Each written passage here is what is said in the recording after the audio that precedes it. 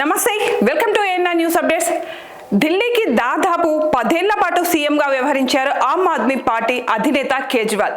2014లో కొంతకాలమే సీఎంగా ఉన్న 2015 నుంచి 2024 సెప్టెంబర్ వరకు ఏకధాటిగా దేశ రాజధానిని ఏలారు. అయితే ఢిల్లీ మద్యం కుంభకోణంలో జైలుకెళ్లి వచ్చాక గత ఏడాది సెప్టెంబర్లో రాజీనామా చేశారు. ఇక తాజా ఎన్నికల్లో గెలుపొందితే కథ ఎలా ఉంటుందో, మరోసారి ఢిల్లీ సీఎంగా కేజ్రీవాల్ బాధ్యతలు చేపట్టేవారో తెలియదు, కానీ ఓటమితో మాత్రం మాజీగా మిగిలిపోయారు.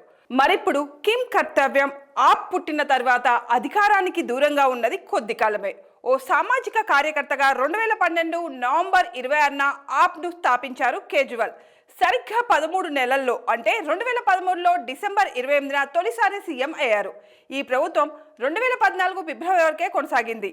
రాజకీయ సంక్షోభంతో తదుపరి రాష్ట్రపతి పాలన అమల్లోకి వచ్చింది. అయితే ఆ తర్వాత జరిగిన 2 ఎన్నికల్లో ఘన విజయం సాధించింది ఆప్.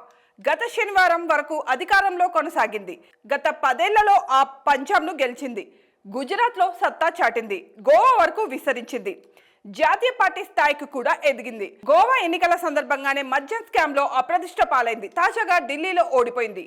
పంజాబ్ లో 3 ఏళ్ల కిందటి అసెంబ్లీ ఎన్నికల్లో ఘన విజయం సాధించిన ఆప్ అక్కడ సీఎంగా భగత్ సింగ్ మాన్ ను నియమించింది. ఇప్పుడు ఆయన్ని అసమర్థుడిగా ముద్ర వేసి తప్పించే యోచన చేస్తుందని ఆరోపించారు బీజేపీ జాతీయ కార్యదర్శి మంజిందర్ సింగ్ సిర్సా.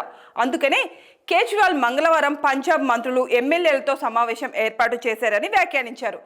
మంత్రులు, ఎమ్మెల్యేల సమావేశంలో కేజ్రీని గొప్ప వ్యక్తిగా కొనియాడుతూ ఆయన పంజాబ్ సీఎంగా రావాలనే డిమాండ్ వస్తుందని మంజిందర్ తెలిపారు. ఇవన్నీ ఆరోపణలే అయినా నిజాలు కాకూడదని ఏమీ లేదు. కేజ్రీ రాజకీయంగా ఎన్నో సవాళ్లు ఎదుర్కొన్నారు.